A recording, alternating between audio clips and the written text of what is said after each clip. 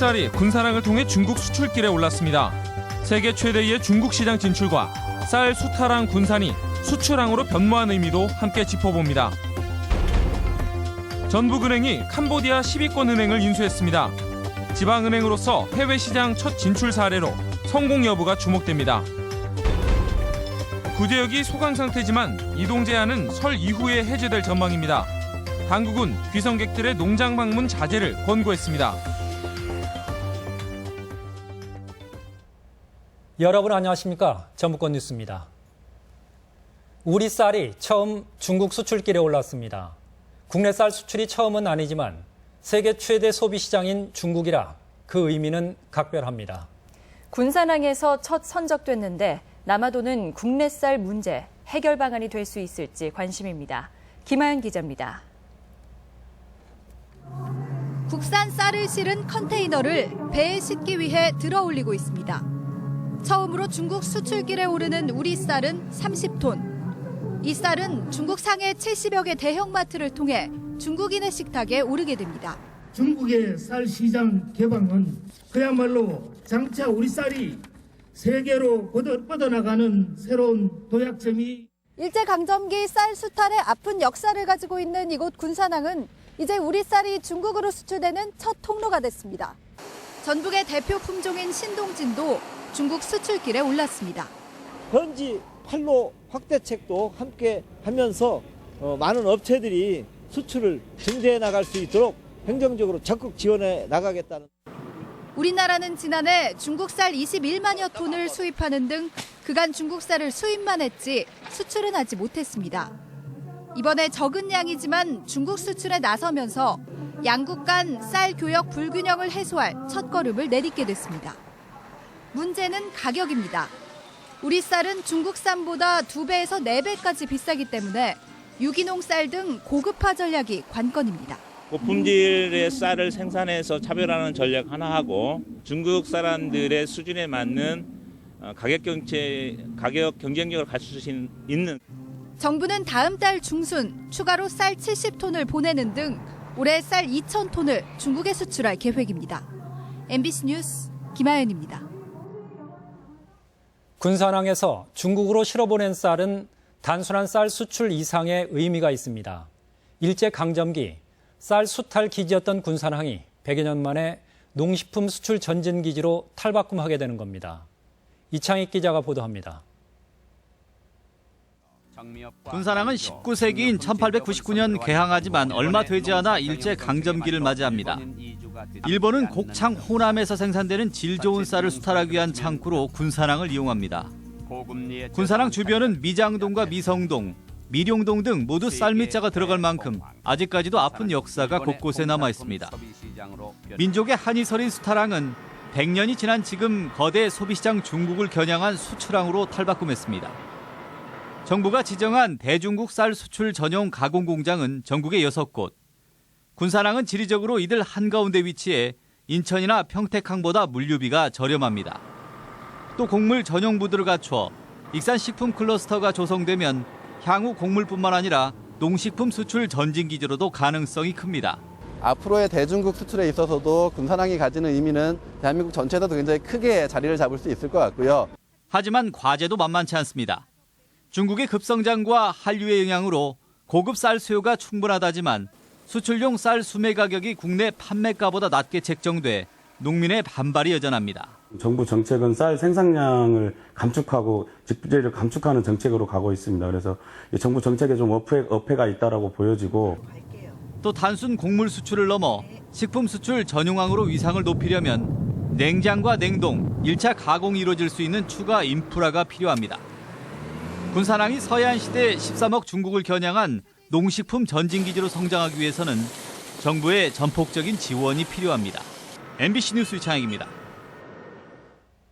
전라북도는 지난 폭설과 한파로 오늘까지 비닐하우스 956동과 축사 125곳이 무너졌으며 양식장 등이 피해를 당하는 등 피해액이 60억 원을 넘었다고 밝혔습니다. 도는 다음 달 14일까지 피해 정밀 조사를 거쳐 복구 계획을 세우기로 했습니다. 지방은행인 전북은행이 국내를 넘어 해외로 사업 영역을 넓히고 있습니다. 캄보디아 10위권 은행을 인수해 동남아 시장 진출에 기반을 확보했습니다. 유룡 기자의 보도입니다. 전북은행이 캄보디아 10위권 은행인 푸놈펜 상업은행 매각의 우선 협상자로 선정됐습니다. 대구은행과 접전 끝에 캄보디아 전역에 지점 13개를 보유한 직원 200여 명의 중소형 은행을 차지한 것입니다. 1년에 한 25% 성장을 나타내고 아주 견실한 은행이고 우리의 노하우를 전수할 수 있는 가장 적합한 은행이라고 생각합니다. 캄보디아는 경제 성장에 비해 아직 은행 이용률이 저조해 꾸준한 성장이 기대됩니다. 전북은행 계열사인 JB 우리캐피털도 지난주 베트남에 오토바이 할부금융사무소를 개설해 잇따라 동남아 진출에 물꼬를 열었습니다. 3년 이내에는 전북은행의 해외 수익이 한 30% 선에 달성할 수 있도록. 전북은행은 캄보디아와 베트남을 발판 삼아 미얀마 진출을 타진하는 등 인수합병과 해외 지점 개설에 적극 나선다는 계획. 지방은행의 한계를 뛰어넘고 동아시아 소매금융의 강자로 부상할 수 있을지 기대가 커지고 있습니다. MBC 뉴스 유룡입니다. 통계청에 따르면 지난달 도내 광공업 산업은 생산은 식료품과 의약품, 화학제품 등은 증가했지만 자동차와 일자금속, 기타 운송장비 등이 대폭 감소해 1년 전과 비교해 8.9% 감소한 것으로 집계됐습니다. 또한 도내 대형 소매점 판매액 지수는 신발과 가방, 가전제품 등의 판매 감소로 92.2%를 기록해 1년 전과 비교해 4% 감소한 것으로 나타났습니다. 더불어민주당은 다음 달 2일 전북대 삼성문화관에서 외부 인재 영입 1호인 표창원 교수를 비롯해 정읍 출신의 김병관 웹젠 이사회 의장, 고졸 신화의 주인공 양향자 전 삼성전자 이사 등이 패널로 참석하는 더불어 콘서트를 개최합니다. 더불어 콘서트는 지난 25일 광주를 시작으로 전국을 순회하고 있으며 2일 전주가 마지막입니다. 설 대목이 다가오면서 선물용으로 표고버섯 주문이 늘고 있습니다. 친환경 재배기술 보급으로 해외 수출 가능성도 주목되고 있습니다. 이몽진 기자가 수확 현장을 다녀왔습니다. 담술한 흑갈색 표고버섯이 참나무 원목에 빽빽하게 피어 있습니다. 종균을 넣은 지 1년 반 만에 수확하는 표고버섯은 맛과 향이 좋아 널리 식용되고 있습니다. 특히 원목에서 재배한 것들은 배양기에서 자란 것보다 30% 이상 값을 더 받을 수 있습니다. 귀농 6년째인 이완철 씨는 그동안의 연구와 경험을 살려 이제는 연간 10톤가량을 생산하고 있습니다. 여름철을 제외하고 연중 버섯을 따내 학교 급식과 로컬푸드 판매점에 납품하고 있습니다. 최근에는 대목 성수품으로 대도시에도 많은 물량이 나가고 있습니다. 소비자들이 건강을 많이 선호하다 보니까 아무래도 비교적 저렴한 가격으로 건강에 좋은 표고버섯을 많이 찾는 소비자들이 늘어나면서 익산 지역에서는 연간 140톤의 표고버섯이 생산되고 있으며 해마다 10% 이상 증가하고 있습니다. 친환경 재배기술 보급으로 최상품 생산이 늘어나면서 표고버섯은 다른 작목에 비해 수익이 많은 편입니다. 이곳에서 생산한 표고버섯은 물 관리를 잘하고 환기 관리도 잘해서 버섯이 단단하고 쫄깃쫄깃해서 최고의 상품입니다. 재배 물량이 늘어나고 홍보가 강화되면 익산 표고버섯은 조만간 수출길도 열릴 것이라는 기대감이 커지고 있습니다. MBC 뉴스 이몽진입니다. 전라북도는 설 연휴 귀성객들에게 구제역과 조류 인플루엔자 AI 차단을 위해 축산 농장이나 철새 도래지 방문 자제를 당부하는 현수막을 터미널이나 기차역에 내걸고 마을 방송 등을 통해 홍보를 강화하는 한편 공동방재단을 활용해 축사 7,000곳을 소독하기로 했습니다.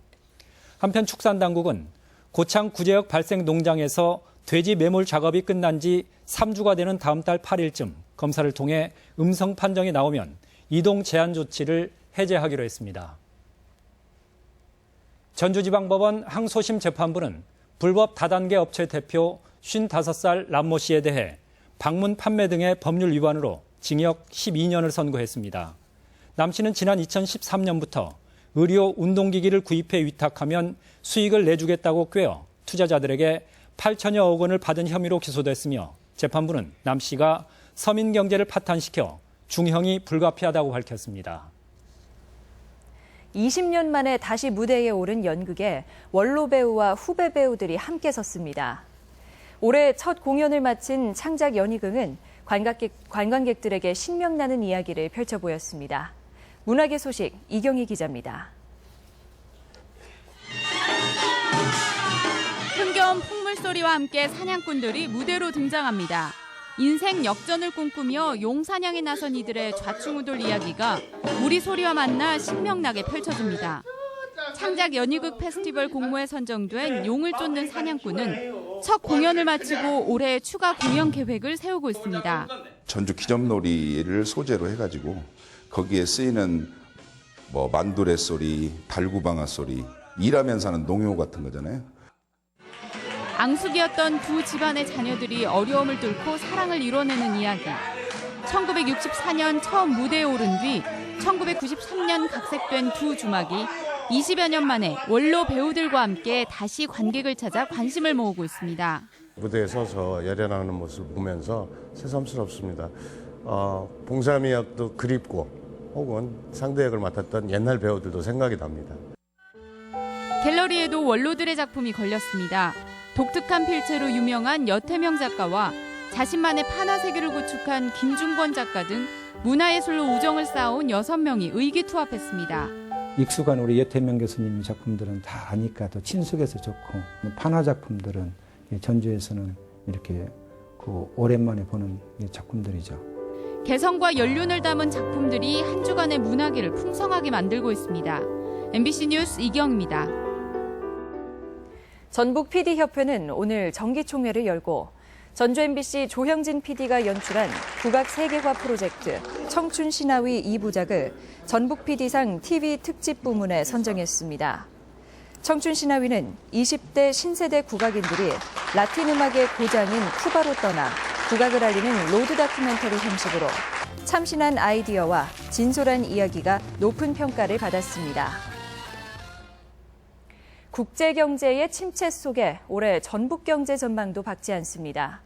전주문화방송은 내일 아침 7시 55분부터 방송되는 시사토론에서 국제경제의 위기가 전북경제에 끼치는 영향과 민생경제의 현실을 짚어보고 올해 전망과 해법을 모색해봅니다.